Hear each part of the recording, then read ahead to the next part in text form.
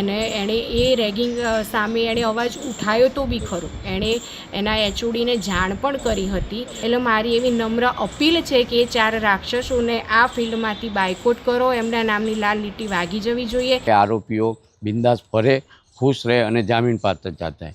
ખરેખર રેગિંગ થયું જ હોય ને રેગિંગથી મૃત્યુ થયું હોય તો જે નિયમો છે એ બહુ હેવી નિયમો છે. સુરત મેડિકલ કોલેજના હર્ષ પંડ્યા કેસમાં પરિવારનો આક્ષેપ, પીજી હોસ્ટેલમાં હર્ષ આત્મહત્યા કરી હતી. હર્ષના બહેન અને પિતાએ મીડિયા સામે કર્યા ખુલાસા અને ભાઈને યાદ કરી બહેન ધ્રુસકે ધ્રુસકે રડી પડી. પરિવારજનોએ ઓવર રેગિંગને લઈ પણ ગંભીર સવાલો ઉઠાવ્યા. કોલેજ મેનેજમેન્ટની કામગીરી સામે પણ પરિવારમાં રોષ જોવા મળ્યો.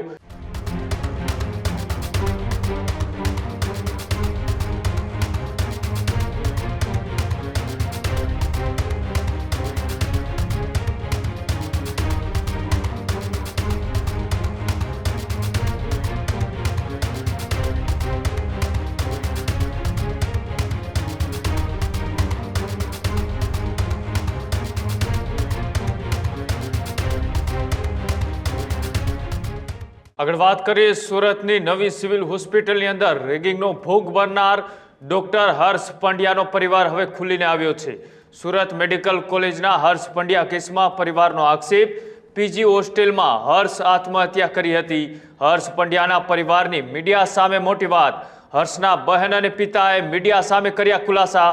મોટો ભાઈ ગયો, અન્ય કોઈ વિદ્યાર્થી ભોગ ન બને તેવી વાત એ હર્ષની બેન દ્વારા કરવામાં આવી. રક્ષાબંધન પહેલા હર્ષની બહેન રાખડી લઈને ભાવુક બની. હર્ષની બહેન ભૂમિકા એ ભાવુક બની અને ન્યાયની માંગ કરી અને ભાઈને યાદ કરી બહેન ધ્રુસકે ધ્રુસકે રડી પડી. પરિવારજનોએ ઓવર રેગિંગને લઈ પણ ગંભીર સવાલો ઉઠાવ્યા. રેગિંગના આરોપસર 4 સિનિયર તબીબો એ 6 મહિના માટે સસ્પેન્ડ થયા છે. એન્ટી રેગિંગ કમિટીની તપાસથી પણ પરિવાર અસંતુષ્ટ હોવાની વાત કરી. તપાસમાં જરૂરી કલમોનો સમાવેશ ન કર્યાનો પણ પરિવારે આક્ષેપ કર્યો. કોલેજ મેનેજમેન્ટની કામગીરી સામે પણ પરિવારમાં રોષ જોવા મળ્યો. ડીન અને એચઓડીએ યોગ્ય કાર્યવાહી ન કર્યાનો પણ પરિવારજનોએ આરોપ લગાવ્યો. હર્ષના સાથી વિદ્યાર્થીઓએ પણ રેગિંગ અંગે નિવેદન આપ્યા. રેગિંગ સામે વધુ કડક કાર્યવાહીની પણ પરિવારે માંગ કરી.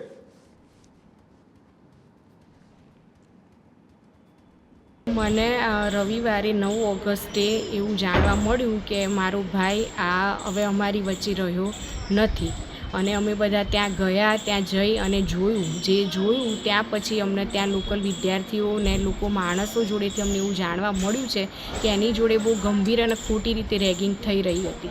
એણે એ રેગિંગ સામે એણે અવાજ ઉઠાવ્યો તો બી ખરો, એણે એના એચઓડીને જાણ પણ કરી હતી અને એના અમુક પ્રોફેસરોને જાણ પણ કરી હતી. પણ એ લોકોનું કહેવું એવું હતું કે ભાઈ તમે તો નવી નવેલી દુલ્હન છો. એટલે સર મારી એ બી વાત છે કે નવી નવેલી દુલ્હન છે એટલે એનો મતલબ એવો તો છે જ નહીં કે તમે આ રીતે એની જોડે કોઈ બી પ્રકારનું ખોટું કાર્ય કરો. એટલે સર એ બી છે કે એણે અવાજ ઉઠાવ્યો હતો પણ એની સામે એવા કોઈ પગલાં લેવામાં આવ્યા નહીં અને એને વારંવાર ખોટી રીતે પજવવામાં આવતો હતો. એ પરિસ્થિતિ લઈ અને એને આ કાર્ય કરવા પર એને મજબૂર કર્યો છે. એણે જાતે આ પરિસ્થિતિ કરી નથી. એ જે 4 છોકરાઓ છે કે માણસો છે એ તો હું એક પ્રકારના રાક્ષસ જ કહીશ. એટલે મારી એવી નમ્ર અપીલ છે કે એ 4 રાક્ષસોને આ ફિલ્ડમાંથી બાયકોટ કરો, એમના નામની લાલ લીટી વાગી જવી જોઈએ. કોઈ પણ જાતના ક્લિનિકના એમના હોવા ના જોઈએ. અને જે પ્રકારે એમણે જે કલમો મૂકી છે મારી દ્રષ્ટિએ એટલી કલમો જવાબદાર શું કહેવાય એનાથી હું સેટિસ્ફાઈડ નથી. 108ની કલમ બી એડ કરો, જરૂરી છે, એ મારી માંગણી છે. એને આ જે એન્ટી રેગિંગ કમિટીની મિટિંગ થઈ અને એમણે જે નિર્ણયો લીધા અને નિર્ણયોના લીધા જે કંઈ એફઆર થઈ છે એ વસ્તુથી અમને બહુ સંતોષ નથી લાગતો.